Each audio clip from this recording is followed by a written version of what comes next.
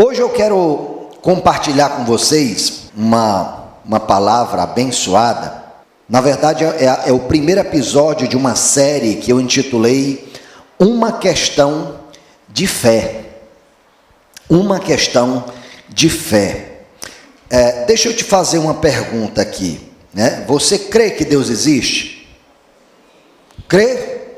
Quem aqui crê que Deus existe?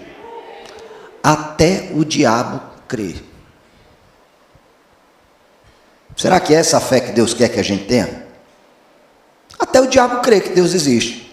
E algo mais, ele crê que Deus existe e ele se treme todinho por causa disso. Sabe por quê? Porque Satanás tem fé de que haverá um dia em que ele vai ser lançado no lago de fogo.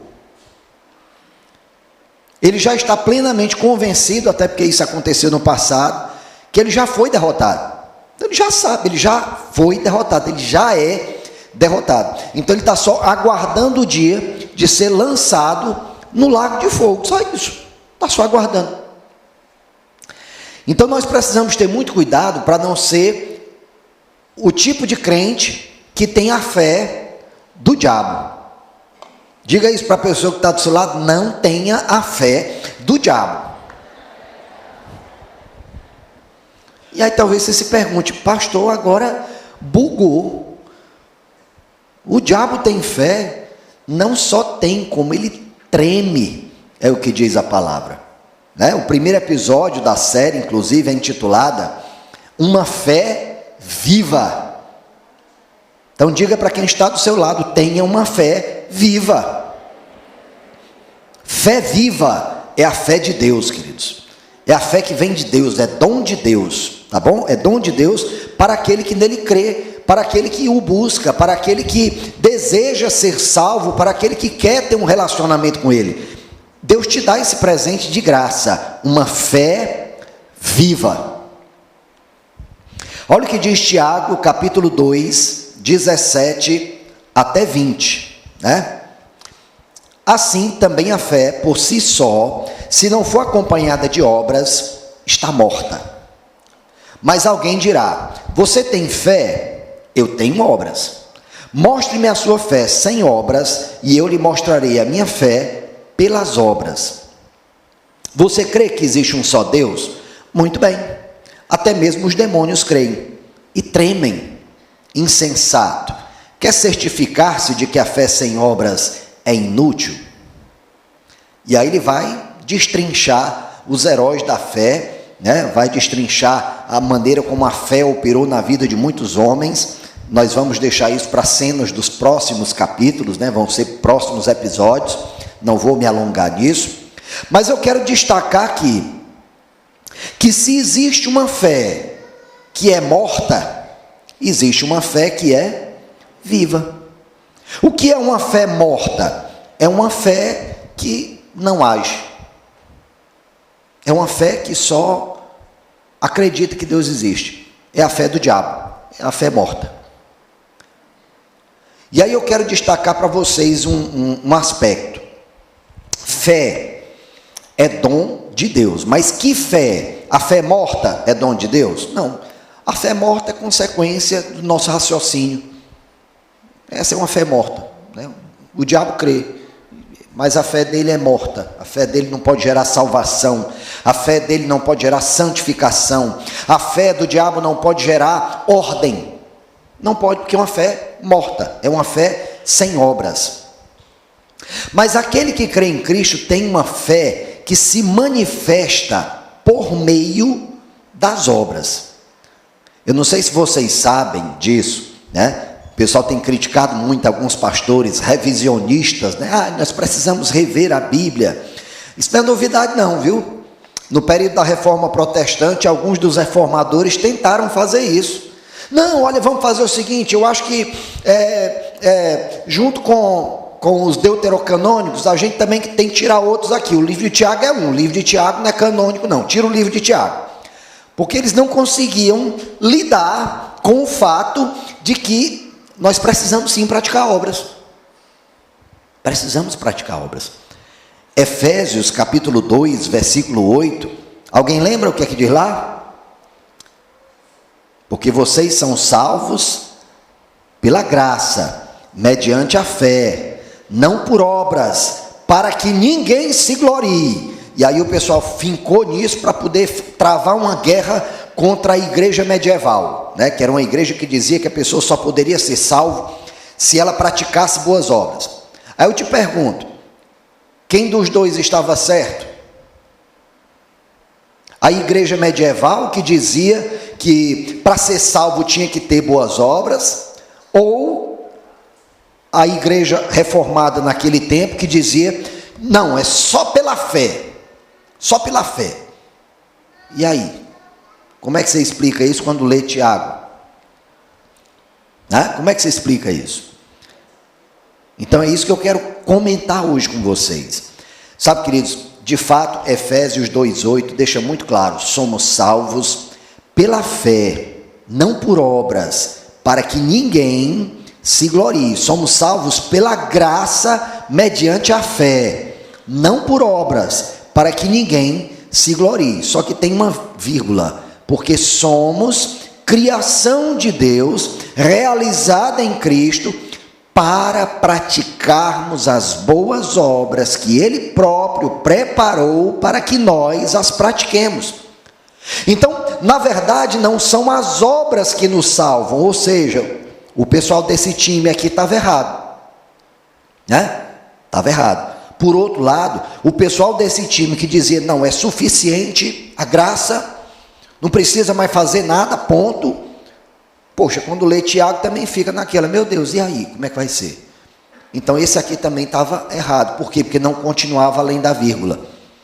Então a nossa fé não pode ser uma fé morta, que simplesmente acredita, precisa ser uma fé que age como quem acredita. Então somos salvos pela graça mediante a fé? Somos nós que nos salvamos? As nossas boas obras podem nos salvar? Agora, alguém que de fato crê que Jesus o salvou, já vive na perspectiva da salvação. Logo, gera as boas obras que ele próprio preparou para que eles as praticassem. E que obras são essas? Que obras são essas? Antes de chegar lá, eu quero destacar para você que existe essa diferença de uma fé morta para uma fé viva. Dentro de uma fé viva, existe uma fé que é passiva e uma fé que é ativa, tá certo? O que é uma fé passiva? É algo que eu não preciso fazer, eu só preciso receber. Tá bom? Então a fé salvífica, a fé para salvação, é uma fé passiva, tá certo? É uma fé passiva. E aí vem, a primeira fé que nós temos é a fé comum, ok? Fé comum. O que é fé comum? Vamos imaginar que você está aqui dirigindo, você está distante ainda do semáforo e ele está vermelho, tá bom? Aí você vai reduzindo a velocidade, mas não parou ainda. E aí o sinal fica verde. Eu te pergunto, você para no cruzamento, olha para um lado e outro para ver se vem carro e segue? Não. A gente simplesmente acelera, porque afinal o sinal ficou verde, e a gente crê que o cara que está do outro lado vai parar, porque para ele vai estar vermelho, não é isso? Isso é fé. Só que isso é uma fé comum. Qualquer pessoa tem. Qualquer pessoa com a mínima lógica, com o mínimo raciocínio, pode ter esse tipo de fé. Isso é uma fé viva? Não. Isso é uma fé morta. É morta. É uma fé comum.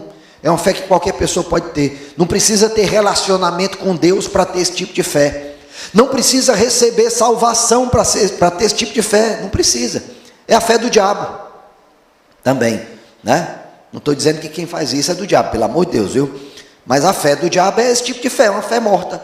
Ele sabe que Deus existe, ele treme, mas isso não gera absolutamente nada nele. Não gera salvação, não gera mudança de mentalidade, não gera arrependimento, não gera nada. Nada. É simplesmente crer que Deus existe e que o que está reservado para ele vai acontecer e ponto. Morreu. Existe uma fé salvífica, uma fé para a salvação. É uma fé que ela é passiva, ou seja, eu não preciso realizar nada para ser salvo, tá bom? Efésios capítulo 2, versículo 8. Eu não preciso realizar nada para ser salvo. Eu só creio e recebo essa salvação. Minha única participação é receber essa salvação. E aí eu quero deixar muito claro, Jesus morreu por todos, indistintamente, por todos os seres humanos, indistintamente, tá certo? Jesus não morreu pelo diabo, Jesus não morreu pelos demônios, por eles, Jesus não morreu não, a obra de salvação de Jesus para eles não serve não, porque não foi para eles, mas para todo aquele que foi feito à imagem e semelhança de Deus, para todo homem, para toda mulher, a cruz salva a qualquer um que receba essa salvação. Então é necessário ter uma fé viva, mas uma fé passiva, né? Ela é viva porque eu recebo, ela é viva porque ela gera algo dentro de mim, ela me faz nova criatura, né? Ela me faz uma nova pessoa, ela me resgata do império das trevas e me transporta para o reino do seu Filho amado Jesus Cristo. Então ela é uma fé viva, ela realiza algo, mas eu só fico ali sentado e recebo de graça tudo isso. Só que aí vem o seguinte, essa graça, né? Eu lembro quando eu era criança, eu sei que ultimamente já não é mais assim, né? Quando as crianças recebem brinquedos, elas recebem o brinquedo, elas vão brincar com o brinquedo, né? Pois é, no meu tempo não era assim. Tinham os brinquedos que nos davam para que a gente brincasse, e tinham os brinquedos que nos davam para a gente brincar sob supervisão, né? Então, quando eu tinha lá meus, 10 anos de idade, talvez até menos, não lembro, eu ganhei um brinquedo chamado Ferrorama.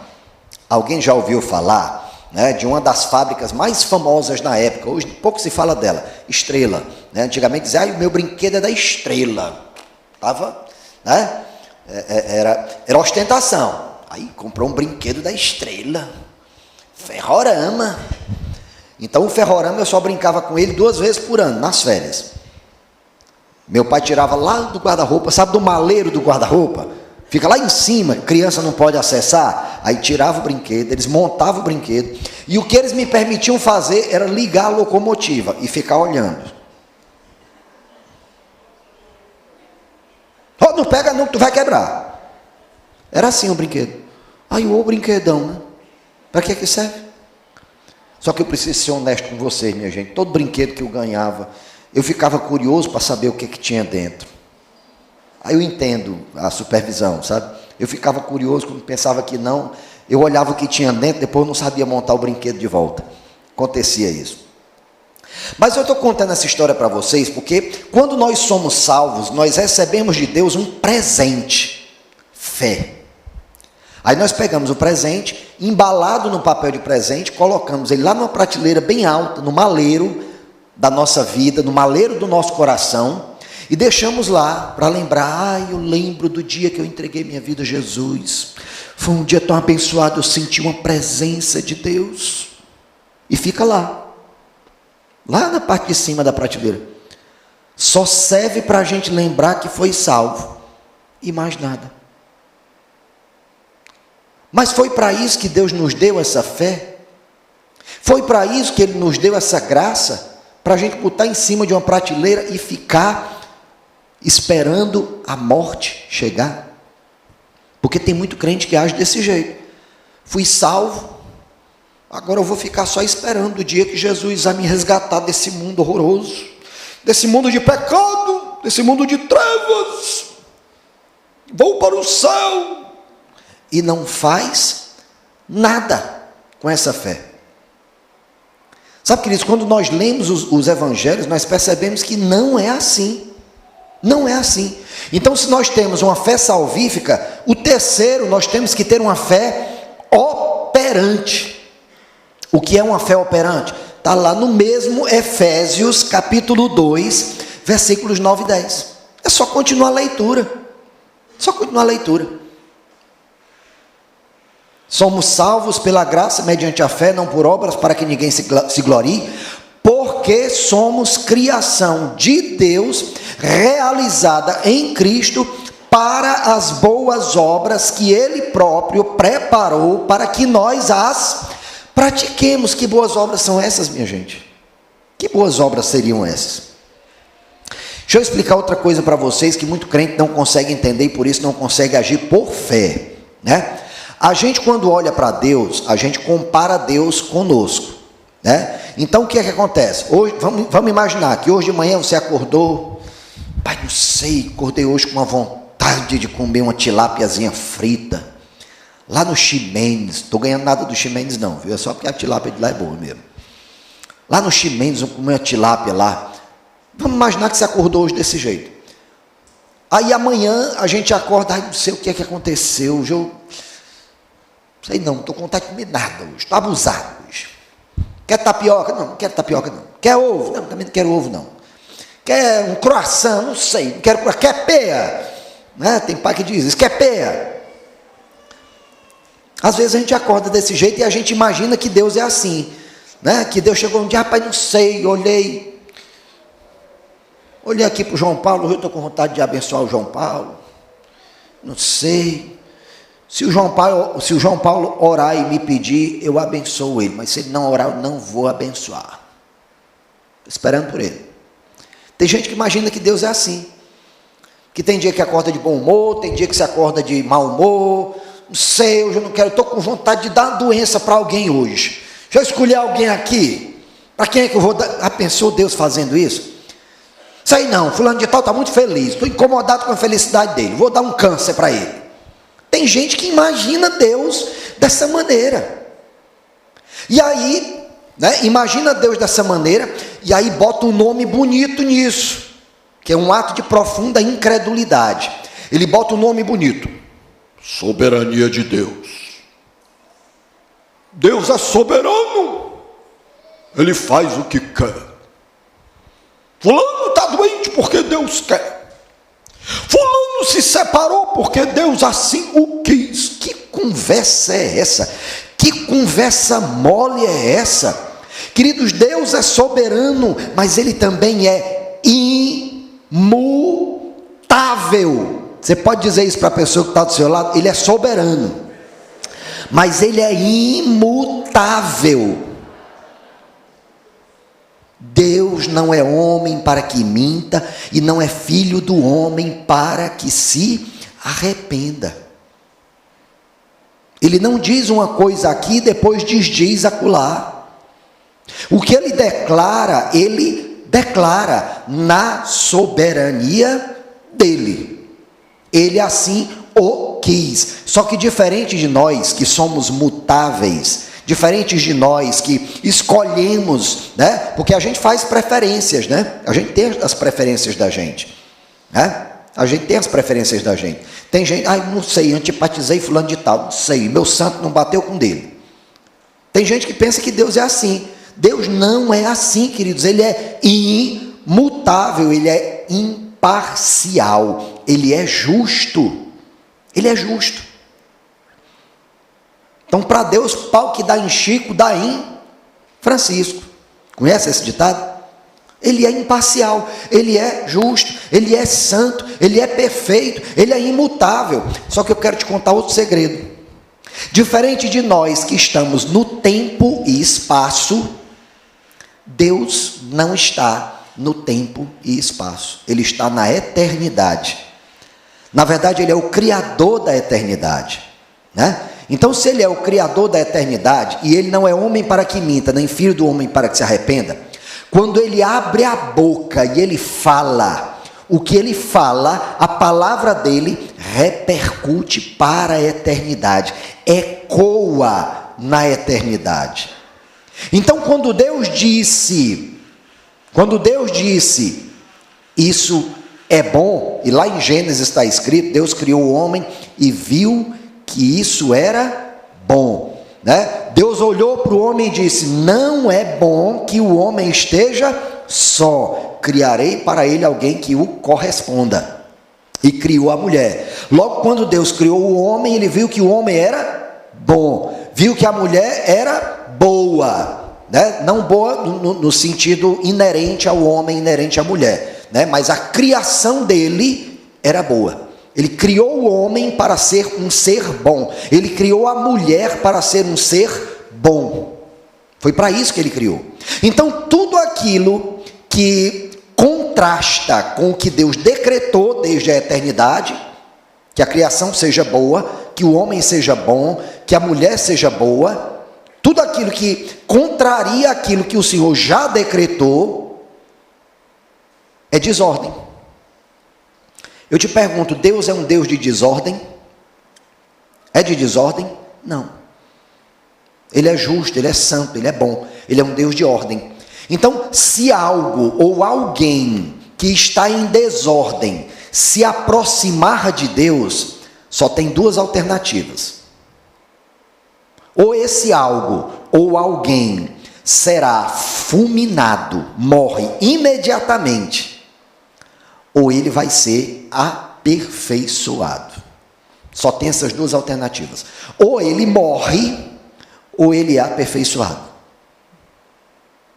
Entenda isso. Deus é soberano? Ele é soberano. E na sua soberania ele declarou: o homem é bom, a criação é boa. Tudo que contraria isso afronta, rebela-se contra o Senhor. Aí eu te pergunto, doença é boa? Alguém acha que doença é bom? Então como é que alguém pode achar que Deus enviou uma doença para alguém?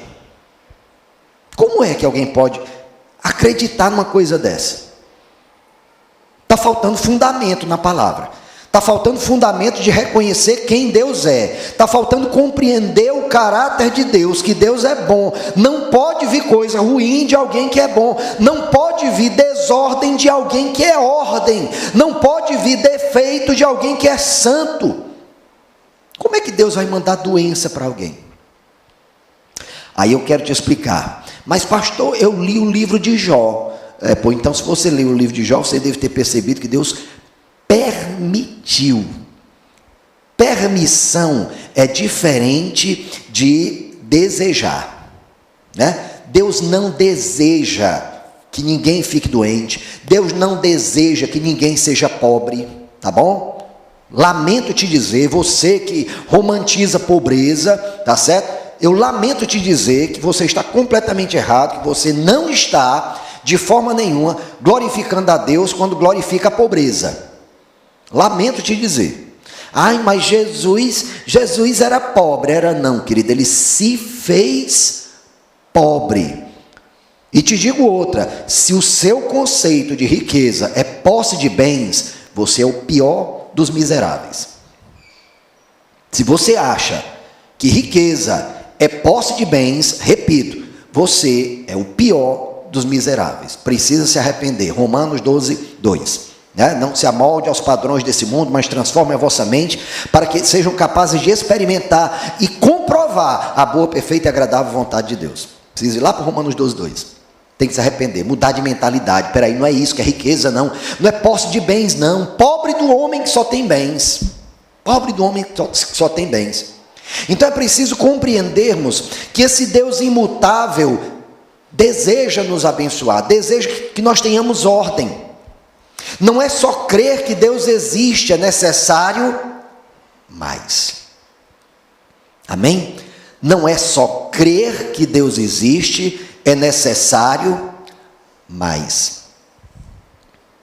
Isso para ter uma fé operante, tá bom? Então já falei sobre a fé salvífica, ela é uma fé passiva, né? Ela é fé viva, mas ela é passiva, eu só recebo. Mas existe uma fé operante, que é o que está lá no versículo 9 e 10 de Efésios 2. É uma fé que se levanta e realiza a boa obra que a nossa salvação nos ferramentou, né? nos capacitou para realizarmos. Tá bom? Então é outro tipo de fé, uma fé viva também, mas é uma fé operante. Hebreus 11:6. Sem fé é impossível agradar a Deus, pois quem dele se aproxima precisa crer que ele existe. Morreu aí? Parou aí? Não, não parou. E que recompensa aqueles que o buscam. Então, querido, para que nós possamos de fato agradar a Deus, nós precisamos ter uma fé não apenas passiva, nós precisamos ter uma fé ativa. Se nós temos uma fé passiva, que beleza, que maravilha, você vai para o céu, querido, tá certo? Você vai para o céu, você não teve tempo de fazer nada, mas você vai para o céu, te garanto isso, você vai para o céu, você vai morar na Nova Jerusalém, oh glória, que maravilha, mas vai pelado, no empelo, sem uma obra, sem um galardão, tá certo? Chegar lá no céu, vão te dar uma veste maravilhosa, linda, mais linda do que qualquer veste que na terra você pode ter usado, né? Mas aí você diz, nossa, que veste linda, e aí você vai olhar para os outros, aí fulano ali é mais bonita do que a minha, só que lá você não vai ter inveja, né? Você vai estar no céu, lá não tem pecado, você não vai ter inveja. Aí você vai se perguntar, mas por que a dele é melhor do que a minha? Aí você, ai rapaz, é porque lá na terra eu não produzi nada. Eu não fiz nada com a minha fé, com a fé operante. Ou porque não deu tempo, ou porque eu fiquei sentado na cadeira, reclamando dos outros. Né? Porque tem crente, né? Ontem eu estava tirando meu tempo com Deus e eu cheguei nesse ponto, se não me engano, Mateus 11, se não me engano. Né? Jesus olhando para os fariseus, dizendo, essa geração é como crianças que estão numa praça e ficam reclamando umas com as outras. Nós tocamos flauta e vocês não dançaram. Nós fizemos um lamento e vocês não choraram. Sabe, tem crente que vive nisso, brigando uns com os outros. Ai, eu não concordo com isso, eu não concordo com aquilo. Eu não concordo, não faz, cara. Tá tudo bem, não faz. Quando a gente chegar no céu, e todos nós vamos chegando, né? Pode ser crente chupetinha. Você sabe o que é o crente chupetinha, sabe? Já ouviu falar do crente chupetinha? Já?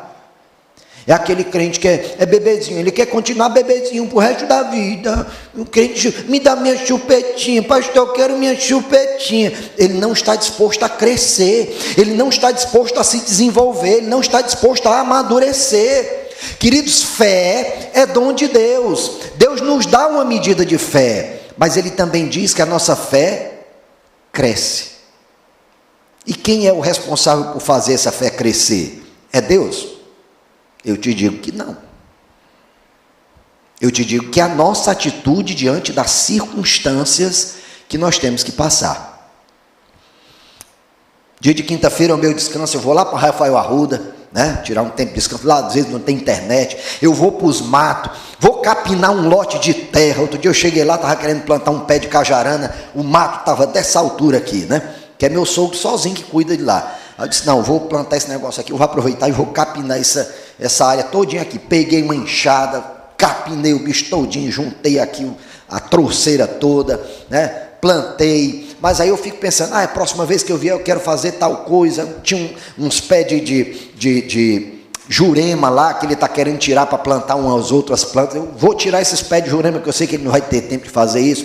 Aí eu tenho uma machadinha em casa, aí peguei essa machadinha, estava com o cabo quebrado, vou fazer outro cabo para a machadinha, né? Aí eu percebi que ela estava cega, peguei uma pedra de amolar e estou lá, amolando a machadinha. A bicha está cheia de dente, eu vou lá, uma hora chega, uma hora afia, né? A fé é do mesmo jeito. A gente recebe de Deus uma fé maravilhosa, mas Ele nos dá uma medida de fé. E Ele quer que a gente use essa medida de fé, para na medida que a gente vai usando essa fé que recebemos dEle, essa fé cresça. E cresça para quê, queridos? Para que nós possamos agradar a Deus. Eu li a Bíblia e eu vi na Bíblia que ninguém pode agradar a Deus. Querido, nós por si só, nós não podemos agradar a Deus. Por nós mesmos, nós não podemos agradar a Deus. Mas você entregou sua vida a Jesus? Entregou? Entregou sua vida a Jesus? Você agora é santo? É santo? Por mérito seu ou é por mérito de Deus? Ou é por mérito de Jesus? É por mérito de Jesus, né? Você é templo e habitação do Espírito Santo de Deus? É ou não? É? Templo e habitação do Espírito Santo de Deus? Então imagina só quem é que te faz realizar a boa obra que Ele próprio preparou para que você a realize. Não é você não, queridinho, não é você não, queridinha, é o Espírito Santo de Deus que mora dentro de você.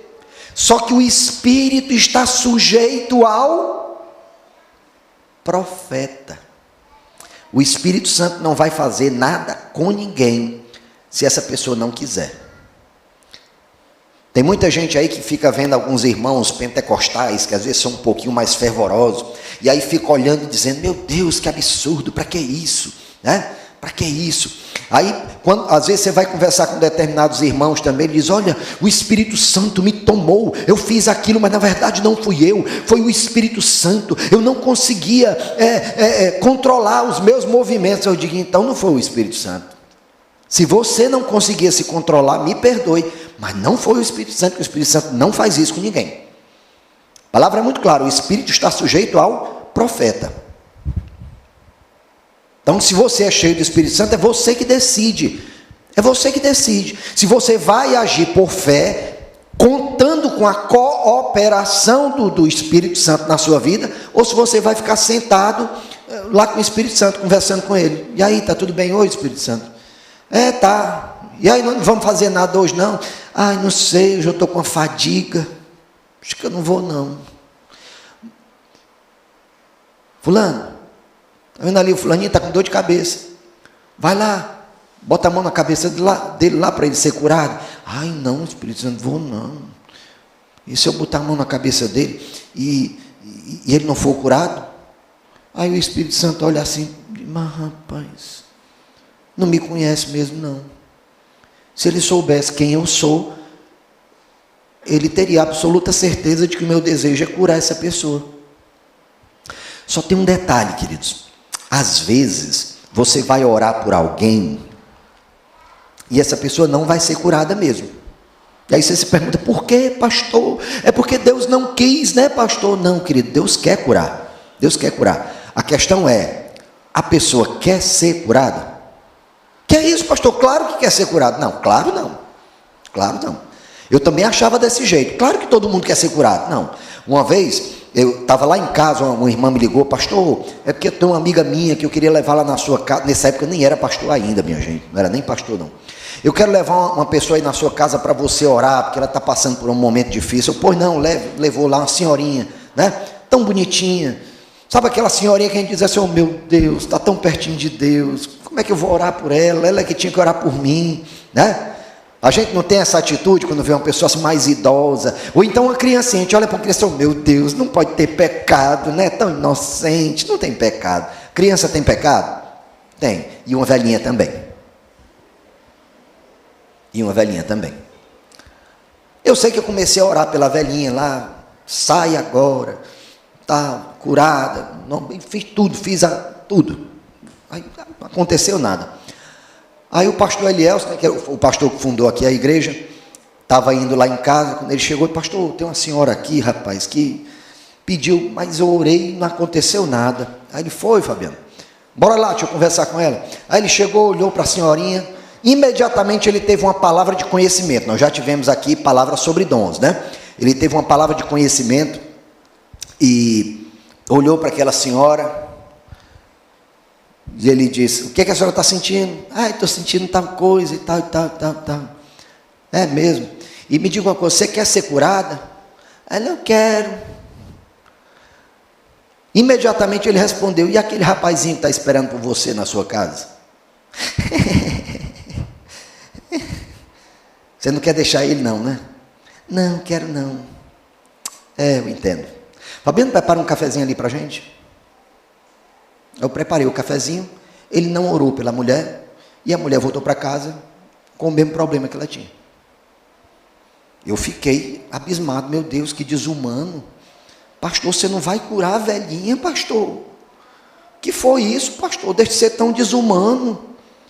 Fui conversar com ele, pastor, o que foi que você pediu um café, por que você não orou pela mulher? Aí, claro, Fabiano, que eu não ia orar por ela.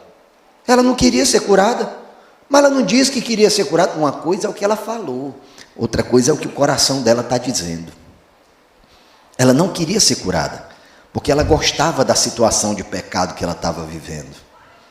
O problema que ela sentia tinha a ver com o pecado que ela estava... Não que toda doença tenha a ver com o pecado, pelo amor de Deus, viu, minha gente? Não. No caso específico dela era isso. O que ela estava sentindo tinha a ver com o pecado que ela estava praticando, tá bom? Ele disse, ela não quer. Porque para eu poder curar aquela mulher, eu ia ter que expulsar o demônio que estava lá dentro dela. Mas se eu expulsasse o demônio, o rapazinho ia ter que ir embora. E ela não queria deixar o rapazinho.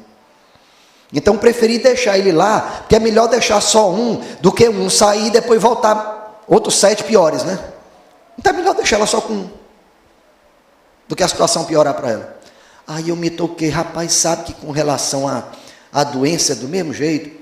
Sabe, eu conheço pessoas que elas dizem, ai, o meu câncer, toma posse da doença, o meu câncer, a minha gastrite, a minha gente, faz muito tempo que eu aprendi isso. Se eu sentir qualquer dor, diga a dor do cão, está aqui me aperreando. A dor do cão está me aperreando. Minha mesmo não.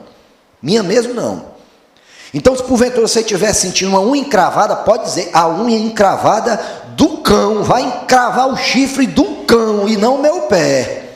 Sai agora no nome de Jesus. Isso é ter uma fé viva.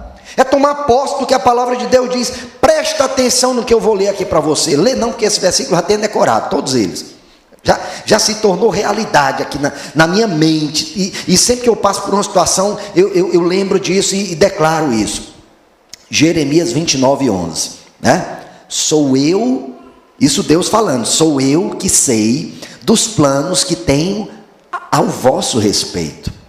Planos de lhes prosperar e não de lhes causar danos. Planos de dar-lhes esperança e um futuro. Então, vireis orar a mim, e me buscareis, e me achareis, quando me buscardes de todo o vosso coração. E eu me deixarei ser encontrado por vós. Será que alguém pode achar que Deus mandou doença para alguém? Será que alguém pode achar que Deus está esperando? Não, eu não sei se eu estou com vontade de curar essa pessoa, não. Não sei. O próprio Jesus falou, tudo é possível àquele que crê. Tudo é tudo. Tudo é tudo. Ele quer, ele deseja. A pior coisa que você pode pensar é, será que Deus quer curar essa pessoa? É claro que ele quer, queridos. É evidente que ele quer curar. É evidente. Vocês acham que Deus quer confusão numa família? Deus quer? Não, eu acho que eu vou botar confusão naquela família ali. Acho que eu vou botar confusão. Aí vai lá para Êxodo, especialmente o pessoal que gosta de criticar isso, vai lá para Êxodo, pastor, e o faraó. Leia lá, pastor. Deus foi que moveu o coração do faraó para que ele endurecesse o coração contra o povo de Deus. Explique agora. Aí eu digo, vai ler Romanos capítulo 1, lá para o versículo 11. Lá para o versículo 11 em diante, lê lá, né? Em razão da incredulidade, em razão da idolatria do povo, Deus os entregou à sua lascívia, os entregou aos seus desejos pecaminosos. Deus fez a mesma coisa com o faraó. É claro que Deus na sua soberania queria salvar até o faraó, mas na sua presciência ele sabia que o faraó ia endurecer o coração. Na sua presciência ele sabia que o faraó ia evitar que o povo pudesse adorá-lo no deserto. Então é consequência das nossas atitudes, não tem nada a ver com a soberania de Deus. Na soberania dele, ele já declarou, eu quero que esse povo seja curado, eu quero que esse povo seja perfeito. Amém? Amém? Atos 17, 27, 28. Deus fez isso para que os homens o buscassem e talvez, tateando, pudessem encontrá-lo, embora não esteja longe de cada um de nós. pois nele vivemos, nos movemos e existimos. Como disseram alguns dos seus poetas, também somos descendência dele. Porque algumas pessoas pegam esse versículo e dizem, não, isso aí era Deus falando para o povo de Israel. Mas, queridos, hoje nós somos Israel. Hoje nós não fomos separados de Israel, nós fomos acrescentados em Israel. Porque os filhos de Abraão não são aqueles que circuncidam o seu corpo, são aqueles que circuncidam a sua alma. Esses são os verdadeiros filhos de Abraão, esses são os verdadeiros filhos de Israel. Os planos de Deus sempre são bons, em sua soberania, Ele decidiu assim. Mas para nos abençoar, Ele espera que o busquemos. Amém? Para nos abençoar, Ele espera que o busquemos. Sabe por quê? Porque uma vez que nós somos salvos, Deus quer fazer conosco uma caminhada, para que nós realizemos aqui o que Ele quer que nós realizemos. Por exemplo, pregar o Evangelho. Deus poderia, na sua soberania, Deus poderia chegar e dizer, Miguel, Gabriel, desçam lá na terra e proclamem o meu Evangelho. Vão aí com as trombetas de vocês e proclamem o Evangelho. Deus poderia, na soberania dele, poderia, mas Ele fez. E somos nós que vamos questionar Deus. Deus, você deveria ter feito isso, Deus. Somos nós que vamos reclamar com Deus? Não, Ele faz o que Ele quer. Então sabe quem foi que Ele designou para proclamar o Evangelho? Esse povo quebrado, esse povo defeituoso, que fomos nós. É esse povo que vai pregar o Evangelho. E pregar o Evangelho não é apenas proclamá-lo. A palavra também diz que aqueles que nele creem, também trariam consigo alguns sinais. E quais são os sinais? Curariam enfermos, expulsariam demônios. Olha os sinais. Então nós somos esse povo que precisa exercer fé. Nós somos esse povo que busca ter uma fé ativa, não para a salvação, queridos, porque salvos nós já fomos. Já fomos.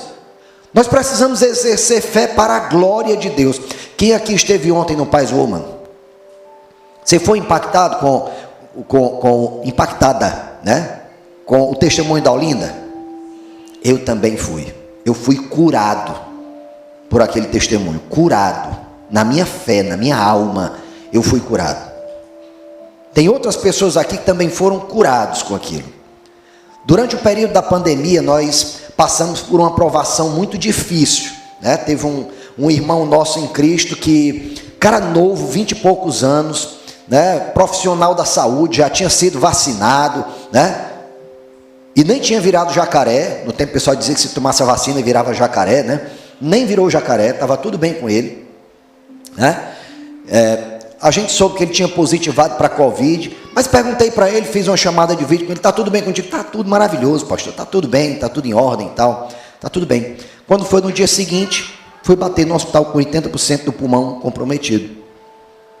Movemos o que foi possível aqui, a própria Olinda, eu e minha esposa ligamos para a Olinda, Olinda, arruma uma vaga para ele aí no regional, porque a situação tá difícil. Ela conseguiu a vaga, o povo na igreja orando, né? O povo declarando, aplicando fé, eu e minha esposa em casa também orando, clamando ao Senhor. Quando foi um dia, no final de tarde, veio a notícia, ele faleceu. Queridos, para mim, aquilo gerou um buraco no meu coração. Eu disse, poxa Deus, cara servo, pensa num cara servo, era tão servo que dava agonia na gente, não era não? Dava agonia, ai meu Deus, é obediente demais, pastor, pelo amor de Deus. Como é que pode, Deus? O cara é tão servo. E aí, poxa, isso gera uma incredulidade, é uma seta do inimigo que vem. Não, olha, na verdade tem uns que vão ter que ir mesmo. Tem uns que vão ter que ir mesmo. E aí há algum tempo, se não me engano, novembro, não recordo agora direitinho datas, Olinda liga para a gente, pastor, estou querendo tomar um café com vocês, fui lá tomar um café com tapioca, eu e minha esposa, pastor, estou um pouquinho apreensiva com esse parto, está tudo bem, está tudo maravilhoso, não sei, estou um pouco apreensiva, orem por mim. oramos por ela, declaramos, olha, vai ser uma bênção e tal, né? Houve o parto, logo depois do parto, uma péssima notícia, num domingo, se não me engano foi um domingo, né? Alguém ligou para a gente, por favor, venham para cá, porque a perspectiva não é boa não. Venham para cá pelo menos para dar notícia para a família, porque as notícias não são boas. Quando eu soube disso, eu confesso para vocês, era como se eu tivesse voltado no tempo. Meu Deus, de novo não. De novo não. Chega, de novo, eu não aguento mais de novo não. Né? E fomos para lá. Quando a gente foi para lá, minha esposa, que é uma mulher de fé, pensa numa mulher de fé, ela disse, eu não vou aceitar isso. Não vou aceitar isso de jeito nenhum. Eu vou orar. Então eu estava lá com a família, consolando a família, fazendo ali o que era possível fazer para consolar, mas a minha esposa estava lá distante, intercedendo, orando, crendo. Eu creio, isso vai mudar, isso vai mudar, isso vai mudar. Queridos, na mesma noite, estávamos lá, eu, a Luana, a dona Estela e Tásla, né? Tásla estava lá, escondida, né, no condomínio. Na mesma noite, a gente começou a receber notícia boa. As perspectivas não eram boas. Ela foi abordada quantas vezes? Alguém me ajuda aí? 4 vezes. Imagina aí uma pessoa que foi aberta, depois foi fechada, depois abriu de novo e foi fechada, abriu de novo e foi fechada, abriu de novo. Assim, ó. Coisa grande.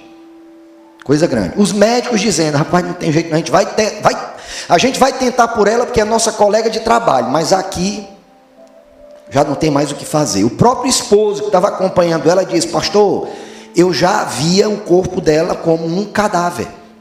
Parecia, os sinais eram de um cadáver, ela estava morta. Ela estava morta. Mas inexplicavelmente, entre aspas, né? Inexplicavelmente, ela ganhou vida.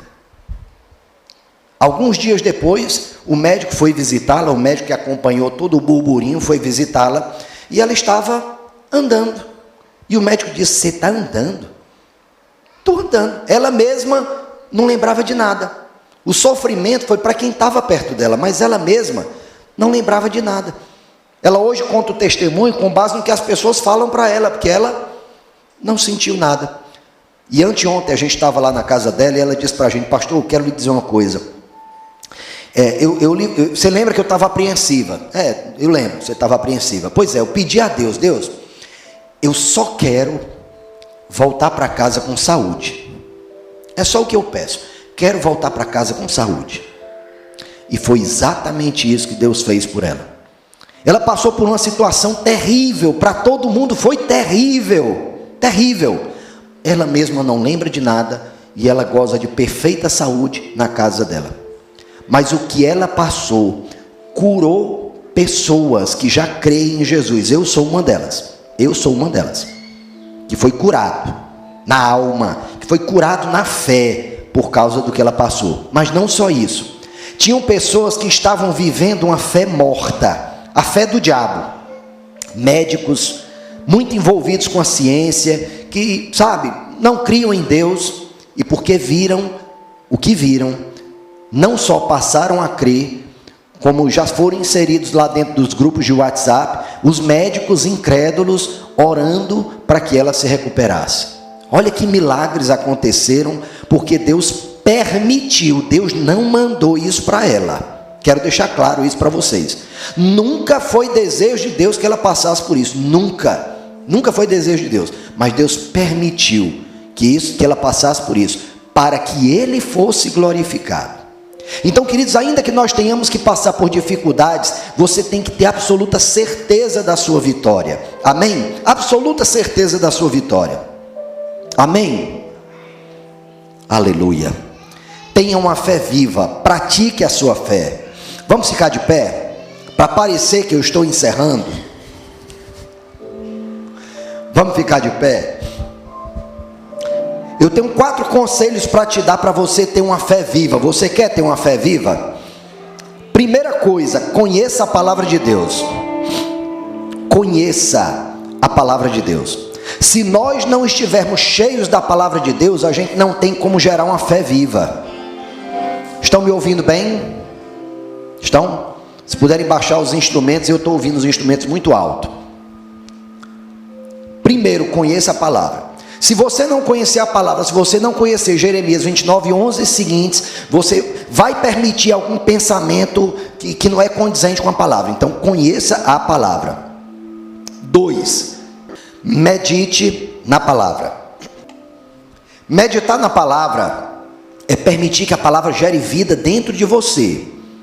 É permitir que os teus pensamentos sejam moldados por aquela palavra. É fazer um processo de limpeza na tua alma. Sou eu que sei dos pensamentos que tenho ao teu respeito, planos de te fazer prosperar e não de te causar dano. Então aquele pensamento que você tinha, eu nasci foi para sofrer, o que você vai fazer com esse pensamento? Sai, tem nada a ver com a palavra de Deus, sai agora. Porque está assim de gente que pensa que veio para esse mundo só para sofrer. Não veio não. Ninguém foi colocado nesse mundo para sofrer. Ninguém foi colocado nesse mundo para sofrer. Ninguém. Terceiro, declare a palavra. E quando eu falo declare a palavra, querido, não é uma palavra mágica. Tem gente que fica... Aí declara Jeremias 29:11, né? Sou eu que sei dos planos que tenho ao vosso respeito, para gerar uma coisa no universo. O universo vai conspirar ao meu favor. Não, querido, não tem nada a ver com isso não. Nós declaramos a palavra para fortalecer a nossa fé. É para isso. Eu vou fazer um exercício aqui com você para você entender isso, tá bom? Eu vou pedir a todos vocês para fazer uma contagem de 1 a 10 mentalmente. No meio da contagem eu vou dizer agora, aí vocês vão dizer glória a Deus, tá bom? Pode ser? Começa a contar, 1, 2, 3, começa a contar. Agora, você conseguiu continuar contando? Não dá. Quando a gente tem que abrir a boca, o pensamento não consegue mais dizer o contrário do que a boca afirma. Não é assim? Você continua pensando, eu estou falando e estou pensando aqui, mas eu não consigo pensar o contrário do que eu estou falando. Então, quando a gente confessa, a gente está cultivando o nosso pensamento com os pensamentos de Deus. E aí a gente declara versículos, né? Por exemplo, tem alguns que eu decorei, né? 2 Timóteo 1:7. Porque Deus não te deu espírito de medo, mas de poder, de amor e de equilíbrio. Então, todas as vezes que o medo vem querer me afrontar, eu digo, Deus não me deu espírito de medo, mas de poder, de amor e de equilíbrio. Deus não me deu espírito de medo, eu tomo posse da coragem. A palavra me garante, seja forte e seja corajoso. Está lá em Jeremias, em Josué capítulo 1. Sede forte e corajoso, medita na minha palavra de dia e de noite, só então os teus caminhos prosperarão. Não tema, não se desvie dos meus caminhos, nem para a direita e nem para a esquerda. Então eu tomo posse disso, declaro isso na minha vida e prossigo rumo ao alvo. Então é isso que você tem que fazer. Quarto, viva a palavra. Viver a palavra, queridos, não é negar o que a gente está sentindo, tá bom? Não é negar. Minha esposa, quem conhece o testemunho dela, sabe que quando ela voltou de São Paulo, ela voltou doente. Ela voltou com um diagnóstico psiquiátrico terrível, que ela ia ter que viver tomando remédio a vida toda dela, a vida toda, né? Então imagina uma situação dessa. Mas aí ela fez a mesma coisa, pegou lá Isaías 53 e começou a declarar Isaías 53, pegava o remédio, botava aqui na mão. Eu creio que esse remédio aqui é só um contato de fé, que eu estou precisando para fortalecer minha fé, então é só um contato de fé. Eu declaro no nome de Jesus que eu já estou curada, porque a palavra me garante que por meio das suas pisaduras eu já fui curada. Ele carregou sobre si as minhas enfermidades, declarava e tomava o remédio. Então não quero com isso que você deixe de tomar remédio não, sabe? Agir por fé não é negar o que a gente sente. Agir por fé é agir apesar do que a gente sente. Isso é agir por fé. Estou com a unha encravada, vou ficar em casa, não vou para o culto não, porque eu estou com a unha encravada. Vou não, nem que eu rasgue um buraco no sapato, mas eu vou ao culto. Eu não vou permitir que essa unha encravada me impeça de fazer o que eu tenho que fazer. Eu já fui curado no nome de Jesus, então tome posse dessa cura e prossiga. Quero finalizar esse momento te levando a fazer um exercício comigo, né? Porque, queridos, Deus tem promessa de provisão. Se você está precisando de provisão, guarda Mateus 33, que diz: mas buscai primeiro o reino de Deus e a sua justiça, e todas as coisas vos serão acrescentadas. Está precisando de provisão, está devendo a alguém, está precisando fazer alguma coisa, não tem o dinheiro ainda? Decora isso aqui, né? Deus sabe que eu necessito dessas coisas, eu não vou empreender minha energia a conseguir coisas que eu sei que Deus deseja me dar. Então eu vou trabalhar bem, eu vou estudar, eu vou me preparar para a prosperidade, porque eu sei que a prosperidade vai ser consequência na minha vida, né? Deus tem promessa de filhos. Eu vou compartilhar com vocês o versículo que eu declaro, né? Eu estou dando aqui o meu testemunho pessoal também, né? Eu declaro: pastor, mas já são 13 anos de casamento, pastor, até agora nada de filhos. E daí são 13 anos, né? Abraão esperou 40, por que eu não posso esperar 13? Abraão esperou 40, mas quando veio Isaac, meu amigo, veio com vontade, né? Então, poxa, pode ser que Deus esteja tardando um pouquinho, porque Ele tem um propósito, pode ser, mas eu sei, Ele já me deu, e é assim que eu ajo. Queridos, lá em casa tem mais ou menos deve ter uns 9 anos, que a gente preparou uns presentes, para a gente dar para algumas pessoas que a gente quer honrar, no dia que a gente for dar a notícia. Está lá guardado os presentes. Lá em casa está cheio de roupinha de criança, de vez em quando a gente ganha sapatinho, roupinha de criança, para quando ele nascer, está lá guardadinho, esperando ele aparecer. Ele vai aparecer, não ele, eles, né? Porque já tem até nome, os 3, já tem até nome, pastor, 3, e eu ainda estou pensando em 4, que eu ainda quero adotar. Eu ainda estou pensando num 4. A ordem que vai vir, não sei. Eu sei que vai vir um adotado e depois virão os 3 naturais. Eu sei que virão. Quando vai acontecer? Não sei, eu só sei que vai acontecer, ponto. E eu declaro esse versículo para fortalecer a minha fé, porque se eu disser para vocês que não tem momento que eu entristeço, tem hora que eu vou lá para os pés do Senhor, Deus, esse tempo todinho, Deus, o que está acontecendo, tal. Teve um dia que eu fui orar desse jeito, estava chorando nos pés do Senhor, Senhor, há tanto tempo, Deus, olha, Deus, na minha célula, é só ir para a minha célula que as mulheres engravidam, Deus. É só entrar na tesouraria da igreja que as mulheres engravidam, Deus. O que está acontecendo com a gente, Deus? Né? Chorando, lamentando para Deus. E aí Deus diz: te levanta agora. Mas me deu uma chibatada, foi com: te levanta agora. Eu não te quero de joelho e muito menos chorando, não. Eu quero que você esteja declarando. E aí eu peguei o versículozinho que eu já tinha separado, me ensinaram há algum tempo, né?